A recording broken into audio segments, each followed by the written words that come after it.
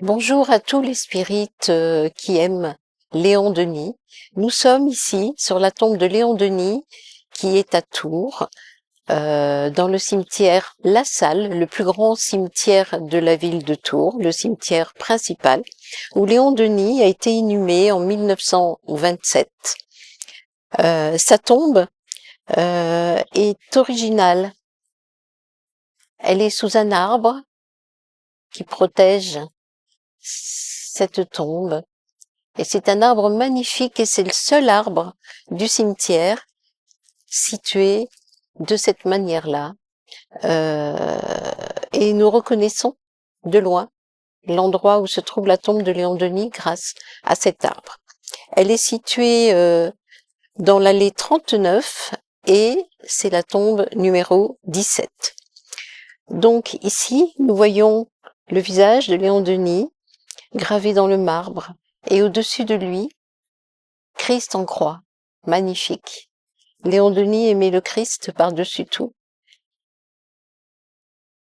Et nous voyons aussi la devise que Léon Denis a choisi de mettre sur sa pierre tombale.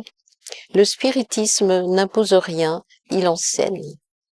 À chaque fois que nous venons sur cette tombe, nous sommes très heureux de rendre hommage à cet apôtre du spiritisme qui a donné toute sa vie au spiritisme, ici, dans la ville de Tours.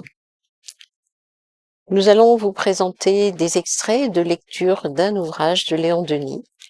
Ici, nous sommes ensemble, les groupes Tourangeau, le groupement des centres spirites Tourangeau, Flora, présidente du centre Allan Kardec de Tours, Caroline, présidente du centre Jean de la Croix de Tours, et Thierry, membre de l'Institut Spirit Tourangeau, Léon Denis.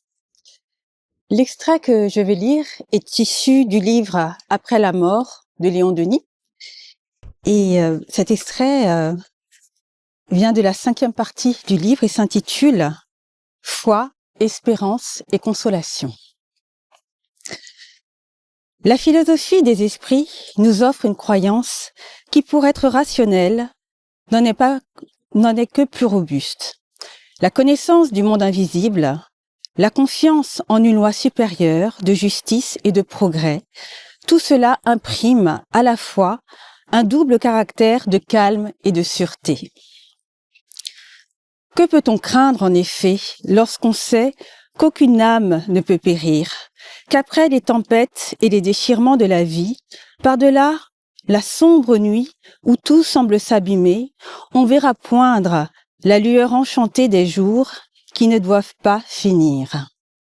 Quand la vieillesse glacée s'avance, mettant son stigmate sur notre front, éteignant nos yeux, raidissant nos membres, nous courbant sous son poids, alors viennent avec elle la tristesse, le dégoût de tout et la grande sensation de fatigue, un besoin de repos, comme une soif du néant.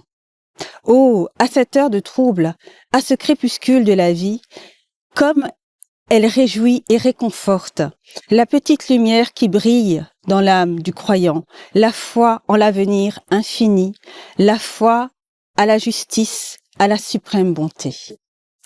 L'extrait qui va suivre est tiré de l'ouvrage Le problème de l'être et de la destinée, donc de Léon Denis. Dans sa 3e partie, La puissance de l'âme, le chapitre 25, L'amour. Ô homme, recherche autour de toi les plaies à panser, les maux à guérir, les afflictions à consoler. Élargis les intelligences, ramène les cœurs égarés. Associe les forces et les âmes.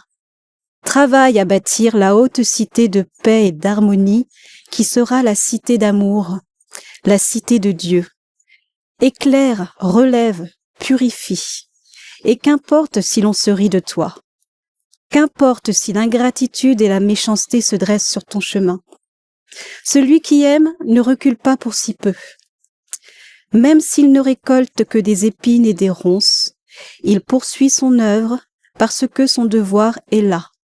Il sait que l'abnégation nous grandit. Donc, je vais vous lire les quelques lignes de la conclusion du livre de Léon Denis, Après la mort. Souviens-toi, que tout ce qui est matériel est éphémère. Les générations passent comme les flots de la mer. Les empires s'écroulent. Les mondes eux-mêmes périssent. Les soleils s'éteignent. Tout fuit, tout s'évanouit.